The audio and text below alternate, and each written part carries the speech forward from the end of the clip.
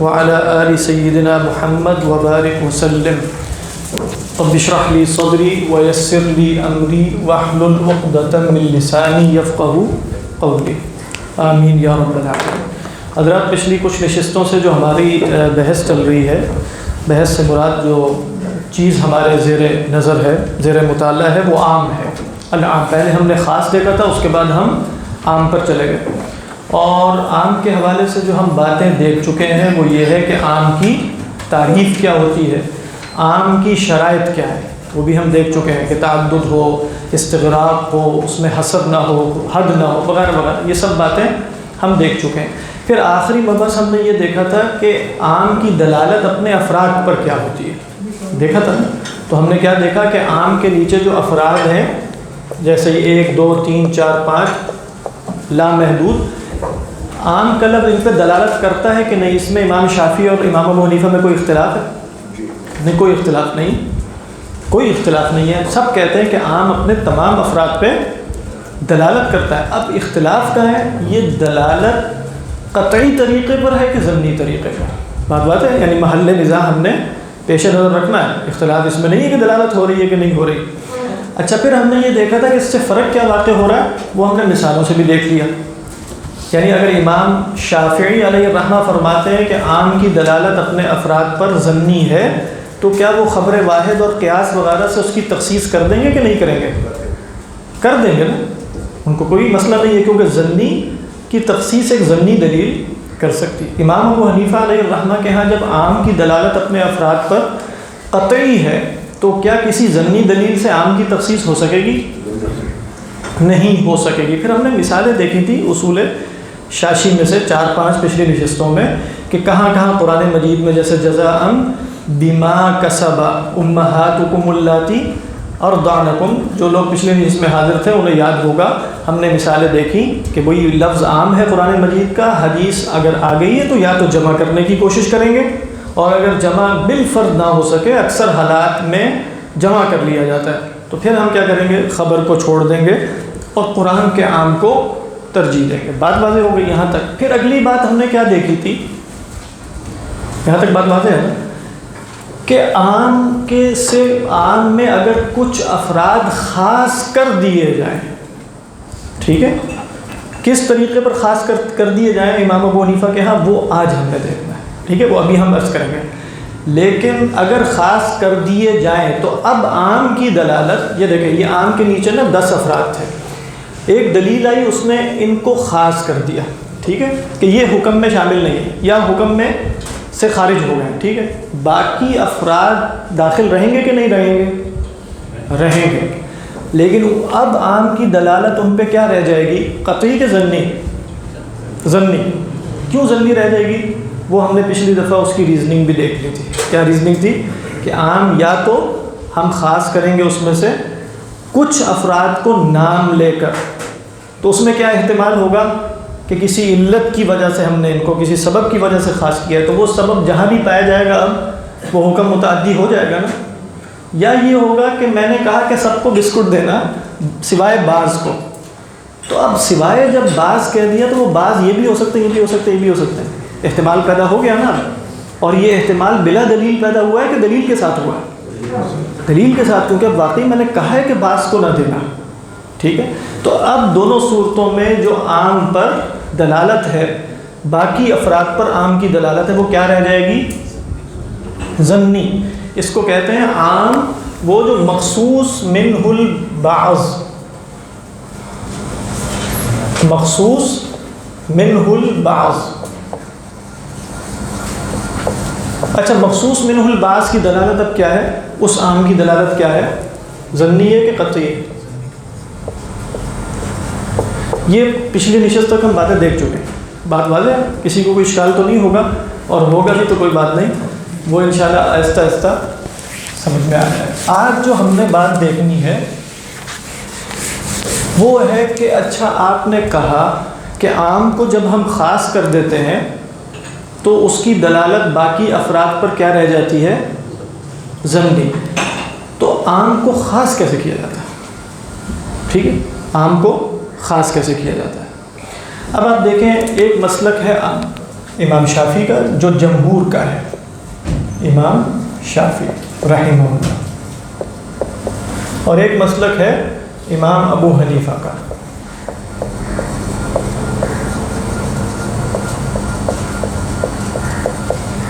بات واضح؟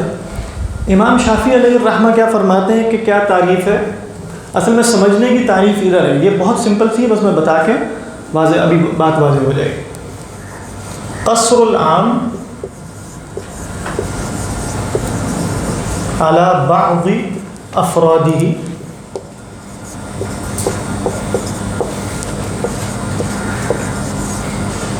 بدلیل ما، یہ ما نکرہ ہوتا ہے، نکرہ، ٹھیک، کہتے ہیں کہ عام کو اس کے بعض افراد کے ساتھ خاص کر دینا، یا قصر کا مطلب خاص کر دینا کسی بھی دلیل کے ذریعے، کسی بھی دلیل کے ذریعے، وہ دلیل خود قرآن کی آیت ہو، پہلے آئی ہو، بعد میں آئی ہو، صفت کی صورت میں ہو، استثناء کی صورت میں، وہ چیزیں بھی واضح ہو جائیں گی، کسی بھی صورت میں ہو، کوئی بھی دلیل آئے گی تو کیا ہو جائے گا؟ عام جو ہے وہ اپنے بعض افراد کے ساتھ خاص ہو جائے گا، بعض افراد کے ساتھ خاص ہو جائے گا۔ یہ امام شافعی علیہ الرحمہ کی دلیل ہے، تعریف ہے۔ امام ابو حنیفہ علیہ الرحمہ، یہاں تک امام شافعی کی ہے اور امام ابو حنیفہ کی بھی ہے، لیکن دلیل سے آگے کیا شروع ہو رہا ہے؟ ماں سے نہیں، دلیل سے، بدلیل لفظی، ابھی وضاحت ہوگی تو انشاءاللہ امید ہے کہ شاید سمجھ آ جائے۔ بدلیل لفظی مستقل مقارن،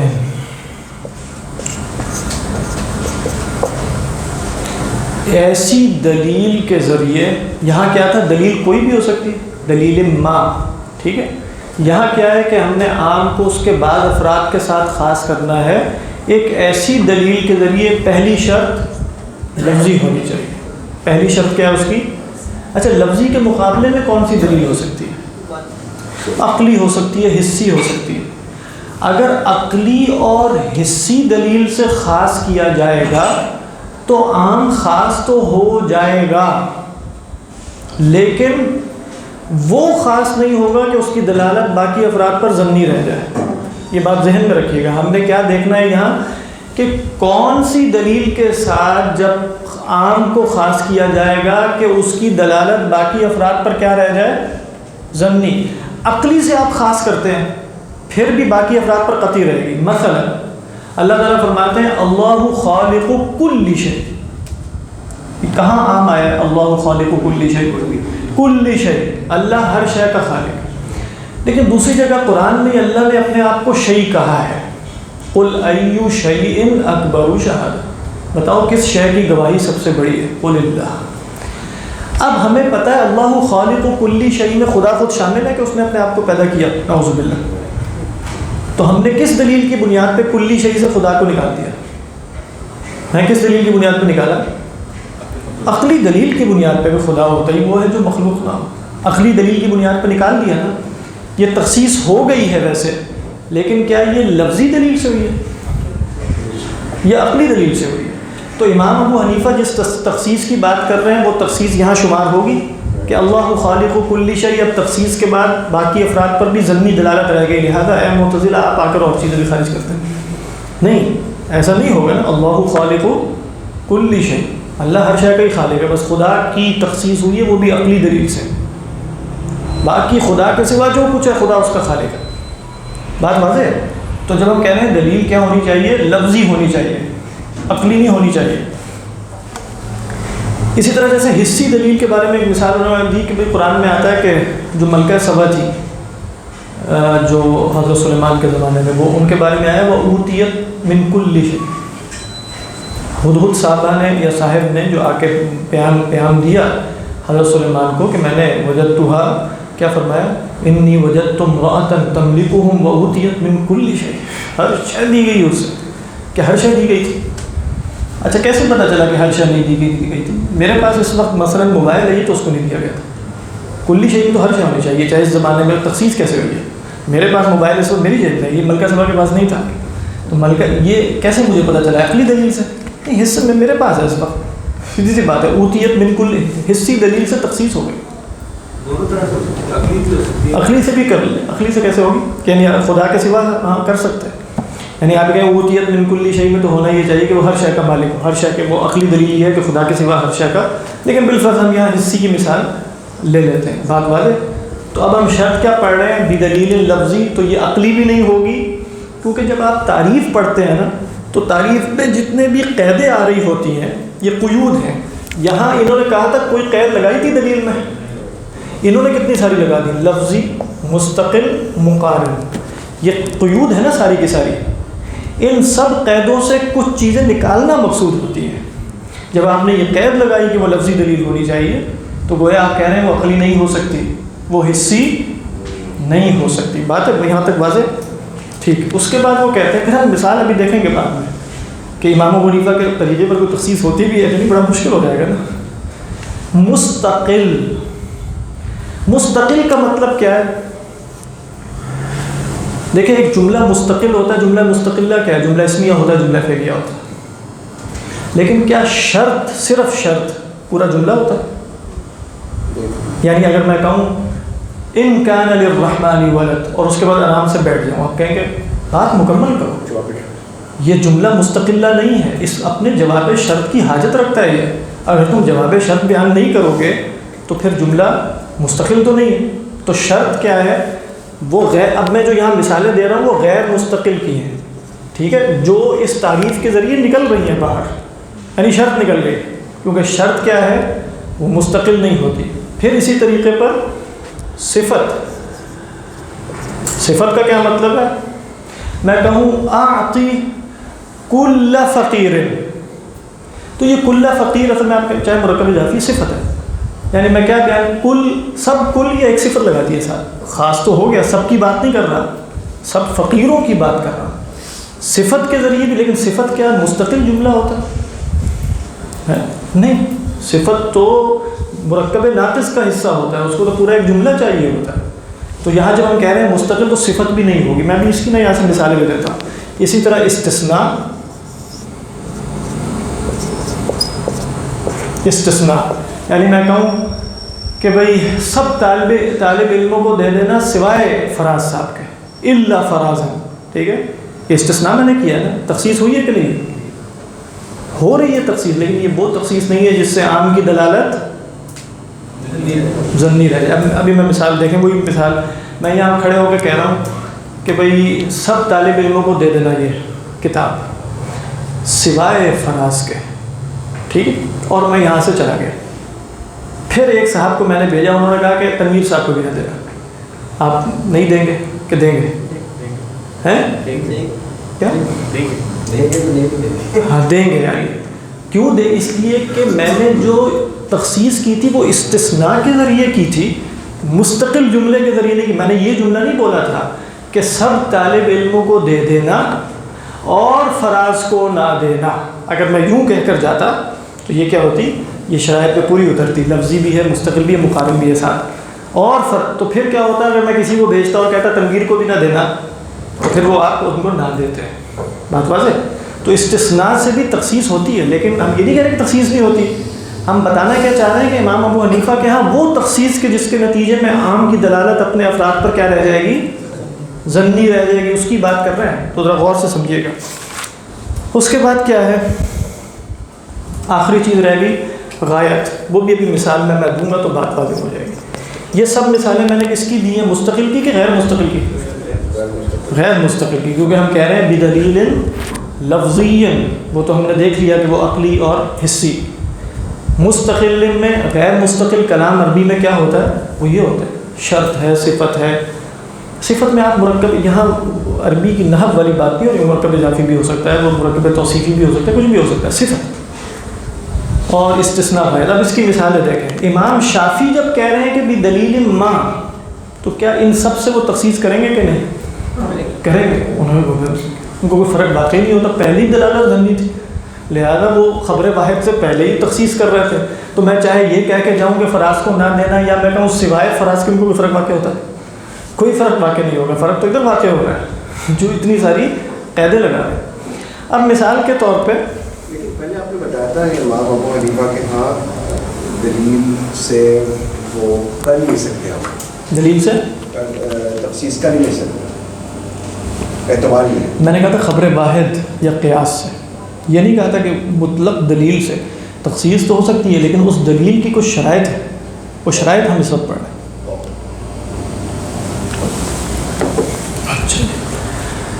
اب میں یہاں صرف نا قرآن مجید سے ان کی مثالیں دے رہا ہوں کہ آپ کو پتہ چل جائے کہ وہ کیسے ہوتا ہے. چند مثالیں. مثال کے طور پہ شرط کے بارے میں کہا کہ قرآن میں آیا کہ ان طلقها فلا جناح علیہما, یعنی اگر طلاق دے دی مرد نے اپنی بیوی کو, ان طلقها فلا جناح علیہما ان یتراجعا, ٹھیک ہے, پھر ان پر کوئی گناہ نہیں ہے کہ رجوع کر لیں عدت کے اندر. کوئی مسئلہ کر سکتے ہیں نا اگر وہ طلاق رجعی ہے. کوئی فلا جناح, عام کہاں آ رہا ہے؟ فلا جناح, فلا جناح علیہما, یہ کیا ہے؟ نکرہ نفی کے سیاق میں عام ہوتا ہے, کوئی گناہ نہیں ہے. آگے فرمایا ان ظنا ان یقیما حدود اللہ.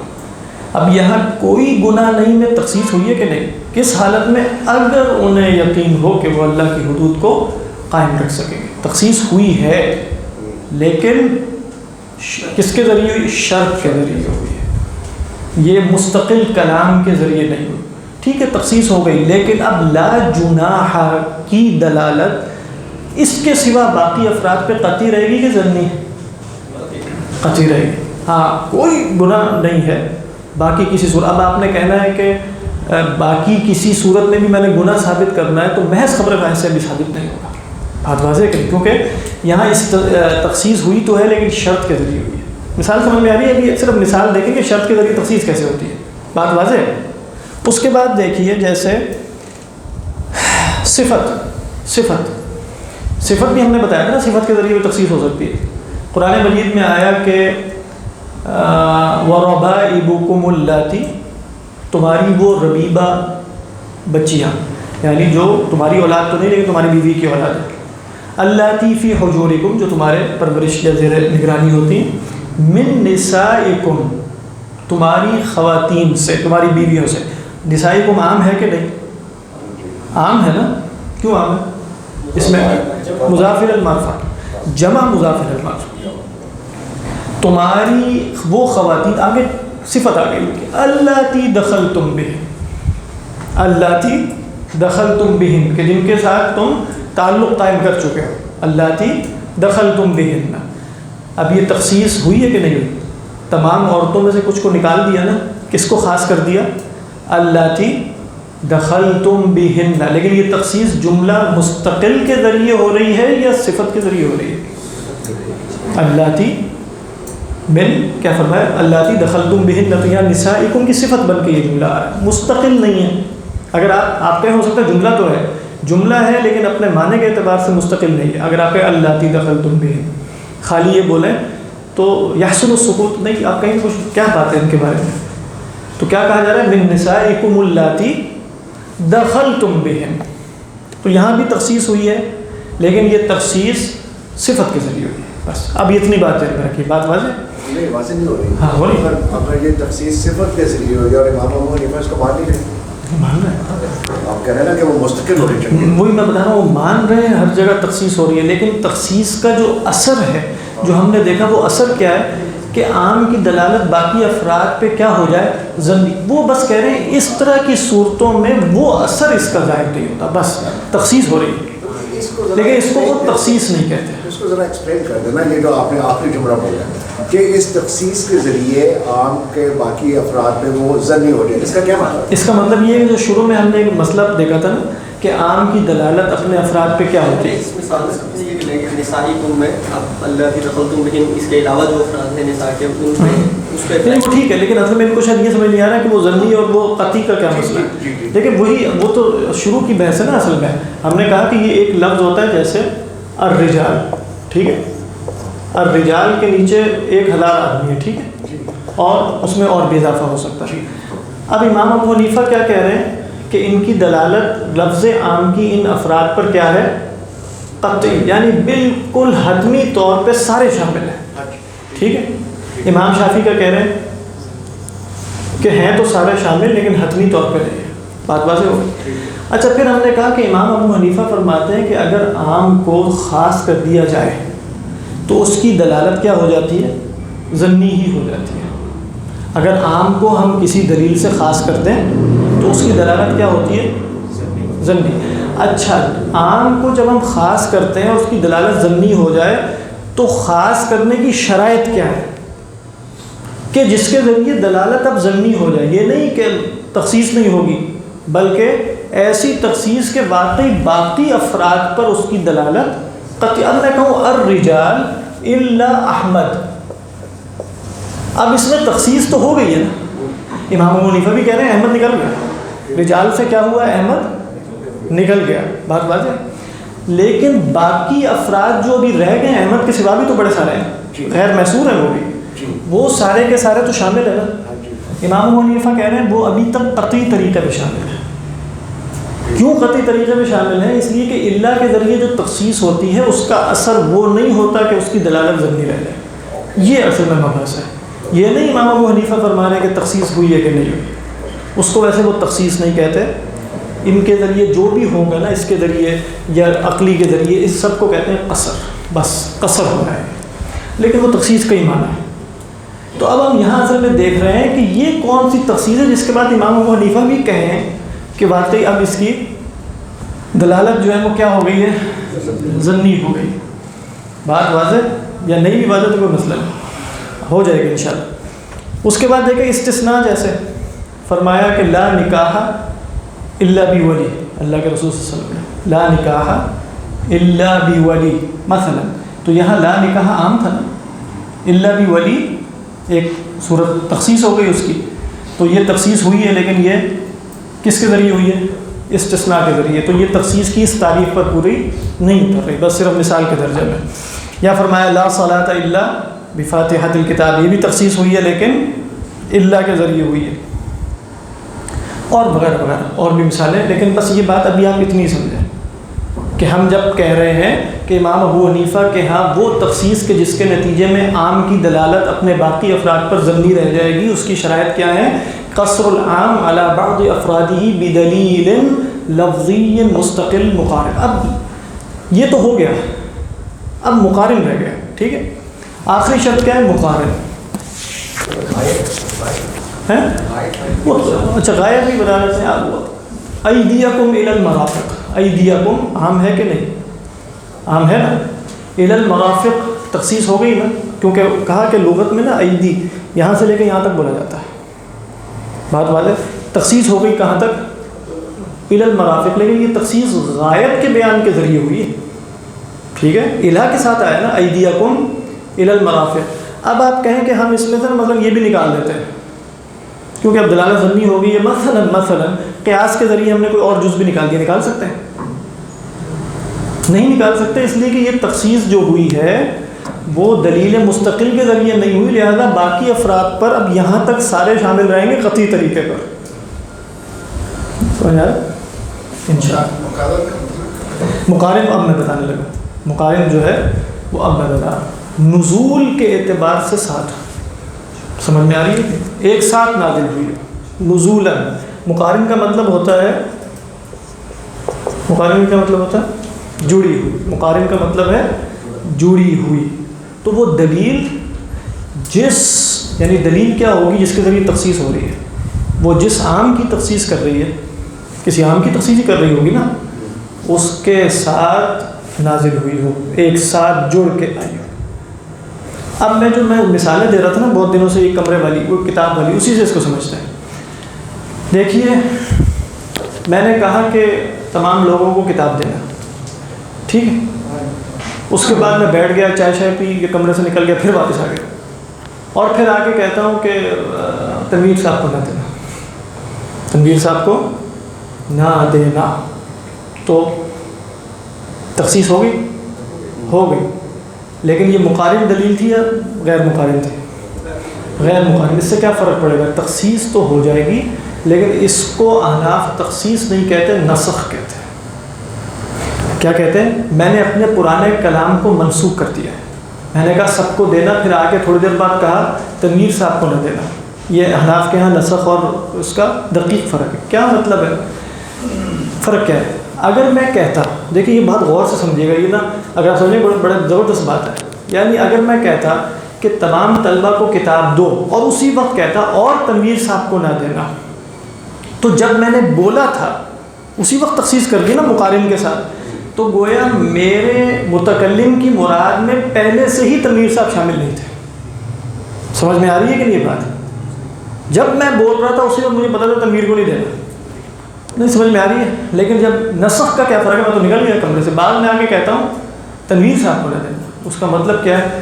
اولین حکم میں تنویر صاحب شامل تھے یا نہیں تھے، اور پھر آ کر میں نے اس کا نسخ کیا. بات واضح؟ تو تخصیص اور نسخ میں کیا فرق ہوا؟ ان کا ایک بنیادی فرق اور بھی ہے کہ تخصیص میں متکلم کی مراد میں وہ مخصوص پہلے تھا ہی نہیں، کیونکہ وہ مقارن ہو رہی ہے، دلیل لفظی مستقل مقارن، اور نسخ میں وہ شامل تھا، بعد میں وہ حکم منسوخ کر دیا، چاہے اس پر عمل ابھی ہوا تھا یا نہیں ہوا تھا. ٹھیک، اب اس سے فرق کیا پڑے گا؟ فرق یہ پڑا کہ اب میں دوبارہ کمرے سے نکل گیا، تنویر صاحب کو واپس آ کے میں نے کہا کہ تنویر صاحب کو نہیں دینے. اب آپ نہیں دیں گے کیونکہ میں نے خود آ کے کہا. اس کے بعد میں چلا گیا کمرے سے، پھر میں نے زید یا بکر میں سے کسی کو بھیجا کہ مثلا علی بن سہیل صاحب کو بھی نہ دیں. تو اب آپ دیں گے؟ ہیں؟ آپ نہیں مانیں گے اس بندے کی بات؟ ہاں نہیں مانیں گے. نسخ کتنا واقع ہوا ہے؟ بس عام کے اندر جو دلالت تنویر صاحب پہ تھی نا اس پہ نسخ واقع ہوا ہے. باقی افراد پر دلالت ابھی بھی کیا ہے؟ قطعی. کیونکہ یہ نسخ جو ہے وہ مقارن دلیل سے نہیں ہوا، یہ غیر مقارن دلیل سے ہوا. سوری، تخصیص جو ہے وہ مقارن دلیل سے نہیں ہوئی بلکہ غیر مقارن سے ہوئی. تو لہذا جی مقارن دلیل میں غریب والی ایگزامپل کریں. ہاں، مقارن دلیل میں اگر کہوں کہ سوری کہ تنویر میں سب کو دینا، تنویر صاحب کو نہ دینا، اور پھر چلا جاؤں کسی کو بھیجوں گا کہ بھائی فلاں کو بھی نہ دینا، تو پھر کیا ہوگا؟ آپ کہیں گے کہ میں نے جب تنویر صاحب کو کہا کہ نہ دینا، یہ معلوم تھا نا، کوئی علت ہوگی نا جس کی وجہ سے ہم پہلے دیکھ چکے ہیں، وہ کسی اور کو بھی ہو سکتی ہے. لہذا اب دلالت کیا رہ گئی ہے؟ ضمنی رہ گئی ہے. ٹھیک، لیکن یہ فرق زبردست ہے. آپ ویسے روزمرہ میں بھی دیکھیں کہ اتنے فرق محدود خاطر نہیں لگتے، لیکن لگ رہا ہے کہ کامن سینس کی بات ہے. اچھا، یہی ریشنل اگر ہم کلام اللہ پہ لگائیں تو وہاں پہ کچھ اشکالات آتے ہیں کہ جیسے یہاں پہ تو یہ تھا کہ اگر پہلے ایک بات کی جو کئی دفعہ محض امتحان ہوتا ہے، تعبد، یعنی کئی دفعہ وہ کہتے ہیں کہ بھئی اللہ تعالیٰ کچھ حکم عمل سے پہلے بھی منسوخ کر دیتا تو حکم دیا کیوں تھا؟ یعنی مثال کے طور پہ کہا کہ رسول اللہ صلی اللہ علیہ وسلم سے بات کرنے سے پہلے صدقہ دینا ضروری ہے. بعض روایات کے مطابق شاید حضرت علی نے عمل کیا، بعض نے کہا کہ نہیں، ابھی کسی کے عمل کی نوبت ہی نہیں آئی تھی کہ حکم منسوخ کر دیا. کہا کہ کیوں، یہ کیوں ہوتا ہے؟ یہ تو میرے بارے میں تو یہ ہو سکتا ہے کہ مجھے غلطی لگی ہے، میں نے بعد میں جا کے سوچا کہ تنویر صاحب کو نہیں دینا چاہیے. خدا کے بارے میں وہ کہتے ہیں تعبد کے لیے امتحان ہے، اس میں بہت سی حکمتیں ظاہر ہوئی. وہ جو اغنیاء تھے ان کے دل جو ہیں وہ تھوڑی دیر کے لیے جو گھبرائے کہ آپ کو گفتگو کرتے وقت پیسے دینے پڑیں گے. اشفقتم ان تقدموا اشفقتم، تو یہ خود حکمت جو ہے وہ ظاہر ہوگی. خدا کے کلام میں یقیناً یہ حکمت نہیں ہو سکتی، سوری یہ وجہ نہیں ہو سکتی کہ مجھے کچھ سمجھ میں. لیکن یہاں بھی آپ یہ فرض کر سکتے ہیں نا کہ میں باہر گیا اور پہلے سے میرے ذہن میں تھا کہ میں یہ حکم منسوخ کروں گا کسی حکمت کی وجہ سے. ممکن تھا نا، یعنی انسانی مثال میں بھی یہ بات ممکن ہے کہ نہیں؟ انسانی مثال میں بھی ممکن. تو لہذا اگر ہم وہاں وہ فرض کریں گے، وہی جو ابھی قاعدہ دیکھ رہے تھے کہ ہر قسم کے نقص سے مابرا کر کے وہاں وہ فرض ہو جائے گا. بات واضح ہے؟ جی، جو بھی دلیل ہوگی وہ لفظی ہی ہوگی. ہاں لازم، یہ تو شرط، یہ تینوں شرطوں کا بیک وقت جمع ہونا ضروری ہے. یہ تھوڑی نہیں، میرا مطلب یہ ہے کہ مقارن کے ساتھ لفظی کہنے کی ضرورت ہے، کیونکہ جو بھی مقارن ہوگی وہ لفظی ہوگی. ہاں بالکل ہو سکتا ہے، لیکن عقل میں مثلا کوئی دلیل آپ نے دی، یعنی آپ نے لفظ بیان کیا، عقل میں ہو سکتا ہے نا بالکل اسی کے مقارن دلیل عقلی حاضر ہو جائے بالفرض، یعنی اس کا امکان تو ہے.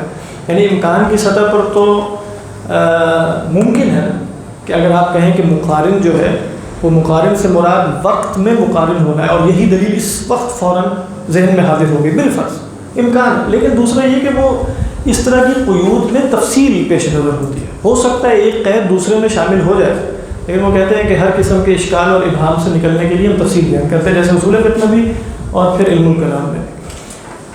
بات ہے.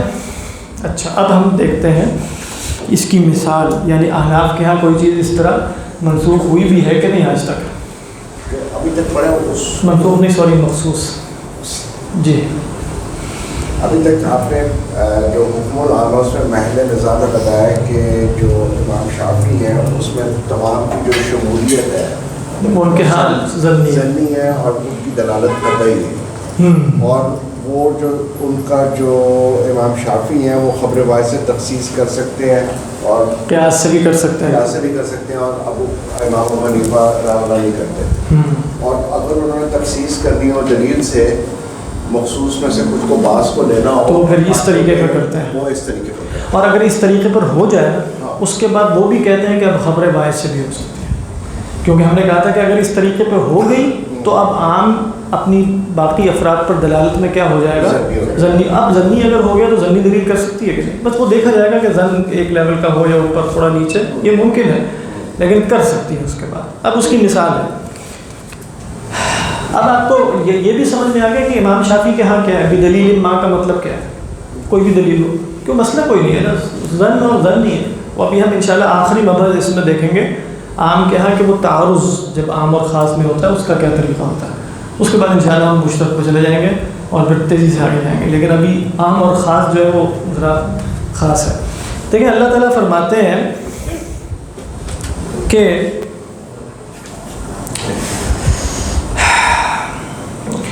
سورۃ توبہ میں نا فَإِذَا انْسَلَخَ الْأَشْهُرُ الْحُرُمُ، ٹھیک، جب اشہر حرم گزر جائے تو پھر کیا کرنا ہے، وہ جو کہا نا 4 مہینے تک زمین میں پھر چل لو. اس کے بعد فرمایا فَاقْتُلُوا الْمُشْرِكِينَ حَيْثُ وَجَدْتُمُوهُمْ، تو مشرکین کو پکڑ کے قتل کر دو جہاں بھی ملے. وَخُذُوهُمْ، ان کو پکڑو. وَاحْصُرُوهُمْ، ان کا گھیراؤ بھی کر سکتے ہو. وَقْعُدُوا لَهُمْ كُلَّ مَرْصَدٍ، ہر گھاٹ میں بیٹھو.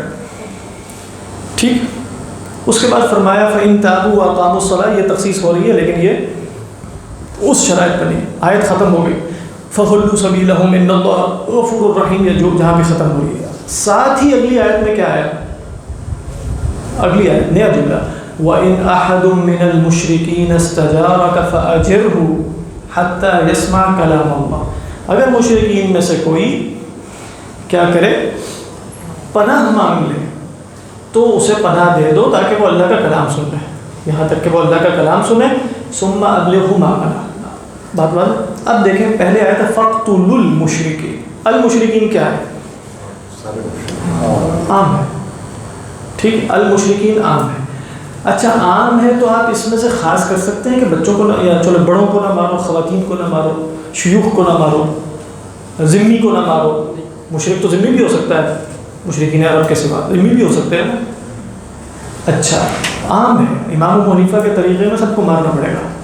لیکن اگلی ہی آیت میں نزول کے اعتبار سے مقارن آیت میں کیا آیا، ایک تخصیص کرتی ہے کہ مشرکین میں جو پناہ مانگے تمہیں اس کو قتل کرنا ہے، اس کو قتل نہیں کرنا، اس کو بٹھاؤ، اس کو اللہ کا کلام سناؤ، اس کے بعد گردن نہ اتار دو اس کی، پھر اس کو اس کی امن کی جگہ پہ پہنچا دو. یہ المشرکین میں سے ایک لفظی دلیل سے ہوئی کہ نہیں تخصیص، ٹھیک ہے، مستقل ہے، الگ جملہ ہے. یعنی پہلے جملے پر یہ نہ بھی آتا تو کوئی مفہوم میں خلل واقع ہوتا نہ ہوتا، مستقل بھی ہے اور نزول کے اعتبار سے مقارن بھی ہے. ٹھیک ہے.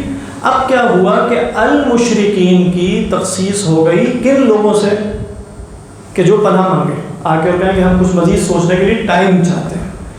اب ایک دفعہ تخصیص ہو گئی اور یہ فرد نکل گیا نا اس میں سے، عام کے افراد میں سے. اب باقی افراد پر عام کی دلالت کیا رہ گئی، ظنی. تو اب اگر حدیث آئے اور وہ کہے کہ فلاں کو بھی قتل نہیں کرنا اور فلاں کو بھی قتل نہیں کرنا، تخصیص ہو جائے گی کہ نہیں، کر دیں. شیوخ کو بھی نہ مارو، عجائز کو بھی نہ مارو، خواتین کو بھی نہ مارو، بچوں کو بھی نہ مارو، راہب کو بھی نہ مارو، فلاں کو بھی نہ مارو، ذمی کو بھی نہ مارو.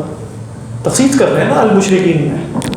تو ابھی تخصیص کیوں ہو سکتی ہے، اس لیے کہ ان شرائط کے ساتھ لفظ مشرکین میں تخصیص ہو چکی ہے. وہ شرائط کیا تھی کہ قصر العام علی بعض افرادہ بدلیل لفظی مستقل مقارن. المشرکین میں تخصیص ہو گئی. تو اشکال، اگلی مثال دیکھیں. اللہ تعالیٰ فرماتے ہیں فمن شہید منکم الشہر فلیصم. کیا فرمایا، فمن شہد منکم الشہر فلیصم، اس میں عام کہاں ہے؟ ترجمہ آپ کو ذہن میں آ رہا ہے نا، فمن شہد منکم الشہر فلیصم. ہاں من شہیدہ، لیکن یہ عام کیوں ہے؟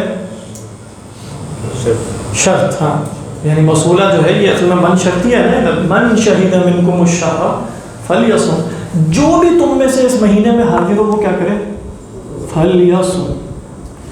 ٹھیک ہو گیا. اب یہ عام ہے، حدیث کے ذریعے اس کی تخصیص ہوتی ہے، ہو سکتی ہے مثلا کہ جو حائض ہے مثلا وہ روزہ نہ رکھے، اور تخصیص بھی ہو سکتی ہے، نہیں ہو سکتی. لیکن دلیل لفظی مستقل مقارن سے اس کی تخصیص اللہ میاں نے کر دی. وہ کیا فرمایا؟ اگلی ہے وَمَنْ كَانَ مِنْكُمْ مَرِيضًا أَوْ عَلَى سَفَرٍ. اگلا جملہ نیا جملہ مقارن لفظی مستقل.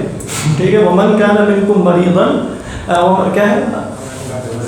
عَلَى سَفَرٍ مَرِيضًا مَنْ كَانَ مِنْكُمْ مَرِيضًا أَوْ عَلَى سَفَرٍ فَعِدَّةٌ مِنْ أَيَّامٍ أُخَرَ. تو پھر وہ کیا کرے؟ بقیہ دنوں میں. تو اب تخصیص کس کی ہوگی؟ عام میں سے. من شہیدہ میں کیا مریض شامل نہیں ہے؟ شہیدہ تو ہے، وہ بھی حاضر تو ہے، تو شامل ہے نا، تخصیص کر دی. تو اب جب تخصیص ہو گئی تو من شہیدہ منکم الشہر فلیصم کا جو عموم ہے اس کی دلالت اپنے باقی افراد پر کیا رہ گئی؟ قطعی رہ گئی کہ ظنی رہ گئی؟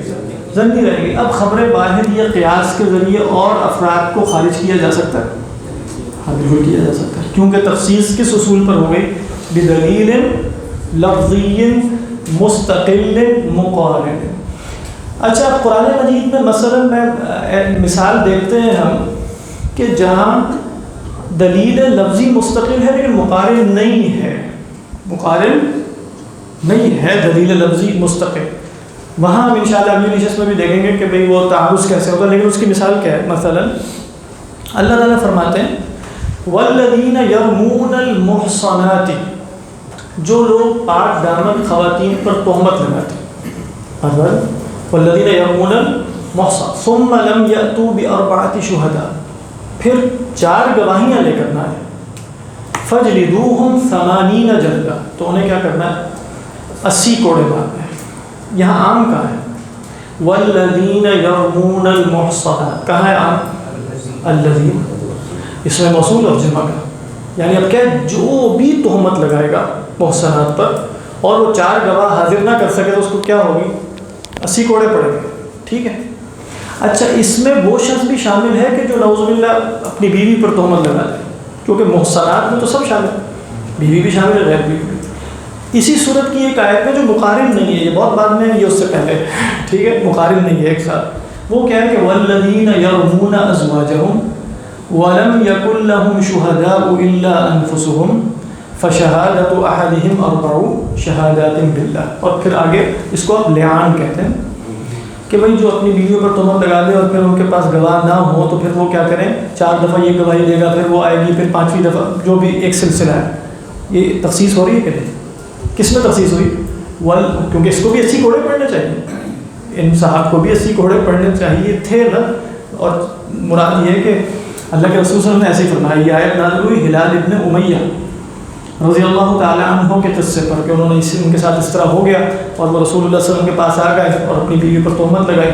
آپ نے فرمایا البینہ او حد فی ظہرک، گواہی لے کر آؤ ورنہ ابھی کوڑے پڑیں گے. انہوں نے فرمایا یا رسول اللہ اذا رأینا احدا مع امرأته فلینطلق لکی یبحث عن رجل او کما قال. کہہ رہے ہیں اس طرح تو نہیں ہوتا کہ بینہ کہاں سے رہ گئی. آپ نے فرمایا البینہ او حد فی ظہرک. انہوں نے فرمایا یا رسول اللہ انی لصادق، اللہ کی قسم بس. آپ نے فرمایا البینہ او حد فی ظہرک، سچ جھوٹ کا مسئلہ نہیں ہے، یا دلیل لے کر آؤ یا کوڑے پڑیں گے. پھر انہوں نے فرمایا اللہ تعالیٰ کوئی حل نکالیں گے. ہلال ابن امیہ نے فرمایا اللہ کی قسم اللہ تعالیٰ جو ہے وہ کوئی حل نکال لیں گے. اس پر یہ آیات نازل ہوئی والذین یرمون ازواجہم. تو تخصیص ہوئی ہے نا. لیکن یہ اب احناف کے ہاں کیا شبہات ہوگی؟ کیا شبہات ہوگا؟ نسخ. یہ احناف کے ہاں کیا ہے؟ خاص نے عام کا نسخ کر دیا. تو والذین یرمون ازواجہم میں اس کے سوا ہر صورت رہے گی کہ نہیں رہے گی؟ قطعی دلیل پر، کیونکہ یہ تخصیص ہوئی تو ہے لیکن یہ دلیل لفظی مستقل مقارن سے نہیں ہے.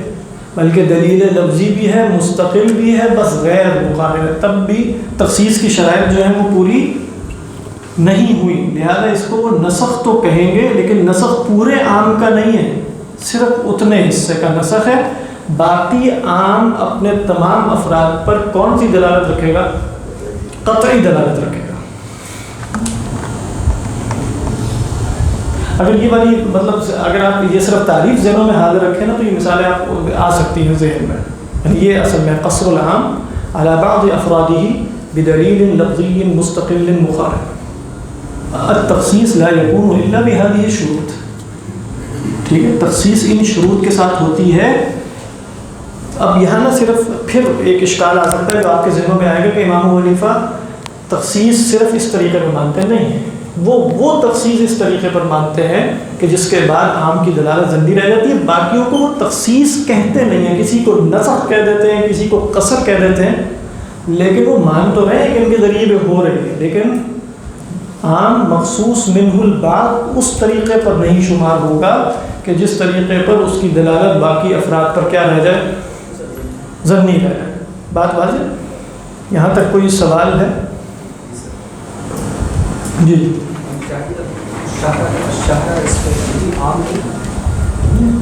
الشہر تو الف لام للتعریف ہے اور الشہر جمع بھی کوئی نہیں ہے، اور یہاں الف لام للتعریف میں اگر آپ کہیں کہ ہم نے پڑھا ہے کہ مفرد پر الف لام آ جائے تو وہ کیا ہوتا ہے؟ عام ہو جاتا ہے، لیکن وہ کون سا الف لام جو للجنس یا للاستغراق ہو؟ یہاں الف لام کون سا ہے؟ تعریف، لیکن اس کو کیا کہیں گے؟ للعہد ہے، الف لام للعہد، ایک خاص مہینہ یا تو پہلے ذکر ہے تو الف لام للعہد ذکری ہو جائے گا، اور اگر وہ خاص مہینہ نہیں ہے، پیچھے ذکر نہیں ہوا، تو پھر الف لام للعہد الذہنی ہو جائے گا، یعنی الشہر عام نہیں ہے، من شہید کیا ہے؟ وہ عام ہے۔ جی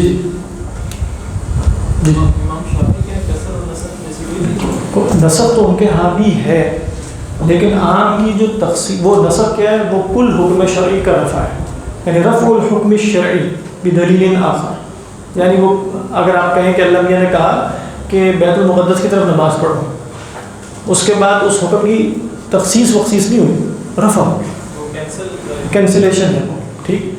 اور اسی لیے آپ دیکھیں گے کہ نسخ کی اصطلاحات میں بھی بڑا فرق واقع ہو جاتا ہے، تو جس کے ہاں یہ نسخ کہلائے گا تو ان کے منسوخ آیات کی تعداد بہت بڑھنی رہے گی، ہو سکتا ہے کہیں گے منسوخ تو 100 آیات منسوخ، یہ تھوڑی کہہ رہے ہیں کہ 100 آیات منسوخ ہے، وہ گویا نسخ کی اصطلاح اس معنی میں بول رہا ہے کہ جس معنی میں امام شافعی علیہ الرحمہ تخصیص کی اصطلاح بول رہے ہیں، تو یہ بھی اہم بات ہے۔ اور یہ امام الفوز الکبیر میں شروع میں انہوں نے یہ بات لکھی بھی ہے کہ بھئی متقدمین کے ہاں نسخ ہمیں بہت زیادہ ملتا ہے، کیونکہ کئی دفعہ وہ تخصیص عام کو بھی نسخ کہہ دیتے ہیں، مثالیں دی ہم نے، اس میں تخصیص عام کی بھی مثال دی ہے، مطلق کا جو تقیید ہے اس کو بھی کیا کہہ دیں گے؟ نسخ کہہ دیں گے، بغیر ہوگا۔ اس کے بعد جو آخری مبحث ہے وہ 2 ہیں، اور وہ تقریباً آپ کو سمجھ میں آ ہی چکے ہیں۔ ایک یہ ہے کہ عام اور خاص میں تعارض کی صورت میں کیا ہوتا ہے، یہ ایک مبحث ہے جو اگلی دفعہ دیکھیں گے، اب نہیں دیکھ رہے۔ عام اور خاص میں تعارض کا کیا مطلب ہوتا ہے؟ ہاں، کنٹرڈکشن، یعنی عام اور خاص میں تصادم اگر ہو جائے، عام نص کچھ اور کہہ رہی ہے، خاص کچھ اور کہہ رہی ہے، تصادم کب ہوگا آپ کے خیال میں؟ اگر وہ مقارن نہیں ہوگی، بس تصادم ہو جائے گا نا، پہلے دیکھا جائے گا پہلے یہ ہے پہلے وہ ہے۔ امام شافعی کے ہیں یہ تصادم ہوگا کبھی بھی نہیں ہوگا، اس لیے کی بات آسان نہیں، آسان تو ہے، آپ کنفیوژن میں نہیں پڑتے۔ بس وہ دیکھیں نا، وہ اگر آپ کہیں گے نا کہ جیسے آج کل کے ملحدین ہوتے ہیں، وہ بھی دلیل دے دیتے ہیں خدا کو نہ ماننا زیادہ سمپل ہے، اسی بات زیادہ سمپل بات ہے، کہاں جوہر عرض کائنات مخلوق ہے، تغیر حدوث پتہ نہیں کن کیا چکر ہے خدا کا۔ ابھی جیسے ہم کہہ رہے تھے لو کان فیہما آلہۃ الا اللہ لفسدتا، جس پر طارق صاحب فرما رہے تھے، تو اس کو اسی دلیل کو سمجھانے کے لیے آپ کو پورا ایک عقلی منطقی مقدمہ بنانا پڑتا ہے۔ اگر کہا جائے کہ اتنی کھکیڑ بولنے کی کیا ضرورت ہے، زیادہ الہی مان لیتے ہیں، مطلب میں یہ نہیں کہہ رہا امام شافعی نعوذ باللہ غلط کہہ رہے ہیں، لیکن میں صرف یہ مثال کس کی دے رہا تھا کہ کسی شے کا سمپل ہونا اور کمپلیکیشن کہا یہ جاتا نہیں، وہ جو کون سا ریزر تھا اور کم سے ریزر، ہو سکتا ہے کوئی اس طرح کہے کہ نہیں، کئی دفعہ معاملہ فی نفسی ہی دقیق ہوتا ہے، تو اس میں کمپلیکیشن پیدا ہوتی ہے. اس وجہ سے نہیں کہ اس کو کمپلیکیٹڈ کیا گیا فی نفسی ہی وہ کمپلیکیٹڈ ہے، یہ ہو سکتا ہے نا. تو سمپلسٹی اور کمپلیکیشن یہ صرف معیار نہیں ہے کسی شے کو جانچنے کا. اگر یہ معیار بنائیں گے تو مسائل پیدا ہو سکتے ہیں. جی فرمائیے. تاکہ سر دو بات ہے، ایک تو یہ کہ مجھے بڑی خوشی ہوتی ہے جب آپ کہتے ہیں کہ سمجھ نہیں بھی آئی تو کوئی بات نہیں. ہاں وہ میں کچھ چہروں کو دیکھ کر ہی کہہ رہا ہوں. نہیں صرف آپ کو نہیں، اور بھی ہو سکتا. اچھا اس کا سوال یہ تھا کہ یہ جو آیت ہے سورۃ الحج میں کہ وما جعل علیکم فی الدین من حرج، اس سے کیا بات ہے؟ سورہ حج میں ہے. حج کی آخری آیت جو ہے، ہاں وہاں اس سے مراد یہ ہے کہ تمہارے اور بھی جگہوں پہ آیا کہ ما یرید اللہ لیجعل علیکم من حرج، سورہ نساء میں بھی آیا ولکن یرید لیطہرکم. وہاں اس سیاق میں آیا تھا کہ ہم نے تیمم کا حکم دے دیا تمہیں. تو ہم نے تیمم کا حکم اس لیے دیا کہ بھئی ہم دین میں تنگی نہیں رکھنا چاہتے. تنگی سے کیا بات ہے؟ تنگی سے مراد یہ ہے کہ جس کی وجہ سے تم عمل میں مشقت میں پڑ جاؤ. بس یہی میں سیکھا تھا. ہاں وہ میں نے عمل کی قید لگا دی ہے کیونکہ مجھے معلوم جواب میں بھی ایسی قیود کا اضافہ دے نا. یہ قیود جو ہے یہ قید ہوتی ہے. میں جب میں نے کہہ دیا نا کہ تاکہ تم مشقت میں نہ پڑ جاؤ، میں صرف یہ کہتا تو انہوں نے کہتا دیکھو کتنا مشقت میں ڈالا ہوا ہے. تو اس لیے میں نے کہا کہ تاکہ تم عمل میں، تو یہ اسی لیے قیود ہے کہ لفظی سے انہوں نے کچھ نکال دیا، اس سے کچھ اور نکال دیا. باقی یہ نہ سمجھیے کہ دین میں مشقت نہیں ہے، حرج نہیں ہے. مشقت اور حرج میں کافی فرق ہے. ہاں بالکل خود وہ مشقت ہے. حرج کیا ہے کہ جس کو انسانی نفس قبول کرنے میں شدید تنگی محسوس کرے. حریجہ کا مطلب جیسے میں نے شاید عرض بھی کیا تھا کہ حریجہ تو اس جگہ کو کہتے ہیں جہاں سے آپ گزر نہ سکیں. تو نہیں شاید پارٹ 2 کی کلاس میں بتایا تھا، یعنی کہ وہ ایسے جھاڑیاں اور اس طرح کہ جہاں سے آپ گزر نہیں سکتے. تو جب تک آپ گزریں گے تو اپنے آپ کو چیز پھاڑ کر کے وہاں سے گزرنا پڑے گا. یہ مشقت کیا ہے کہ مثال کے طور پہ آپ کو یہ میز اٹھانے کا کہا جائے یا میز زیادہ بھاری کوئی چیز اٹھانے کی اس میں مشقت ہے، لیکن ہو سکتا ہے کسی شخص کے لیے حرج نہ ہو. تو دونوں لفظ ایک جیسے نہیں ہے. کچھ اس کے افراد دونوں کے ملتے جلتے بھی ہوں گے، کچھ الگ الگ بھی ہوں گے. ہاں بالکل یہ سیکھنا فرض بھی اللہ نے نہیں کیا لیکن مستحب کیا. امام شافعی کو فالو کر لیا ہے کہ نہیں آپ کریں گے نہیں. آپ امام شافعی اور امام ابو حنیفہ کو یہاں نا مسائل میں فالو کرنے میں تو کوئی مشقت دونوں طرف ہی نہیں ہے. یہ تو اصل میں ہے کہ ہم ان کی ریزننگ سمجھنے کی کوشش کرتے ہیں. تو اس میں فالوئنگ جو ہے نا وہ ریزننگ میں تو کسی مجتہد میں کرتی ہے. یعنی ہمارے یہاں جو ہم تو ہم صرف اپنی انڈرسٹینڈنگ کے لیے کر رہے ہیں. فالوئنگ کس میں ہوتی ہے؟ فقہی اعمال میں. اس میں مشقت غیر مشقت کے اگر آپ ہنتی ہیں تو اب آپ نے مفتی صاحب سے جا کے پہلے عام اور خاص کو سمجھ کے کوئی عمل تھوڑی کرنا ہے. آپ نے تو پوچھنا ہے یہ کام جائز ہے نہیں جائز. وہ بتائیں گے جائز ہے نہیں جائز. آپ عمل کریں. سر آپ کو کیسے پتہ چلے کہ آپ حنفی بنو یا شافعی بنو؟ اور مجھے کیسے پتہ چلا؟ یہ میں ابھی بتاؤں. مقصد ہے کہ اس کے لیے بھی تو عالم ہونا پڑتا ہے. اگلی دفعہ میں اس کے لیے بالکل عالم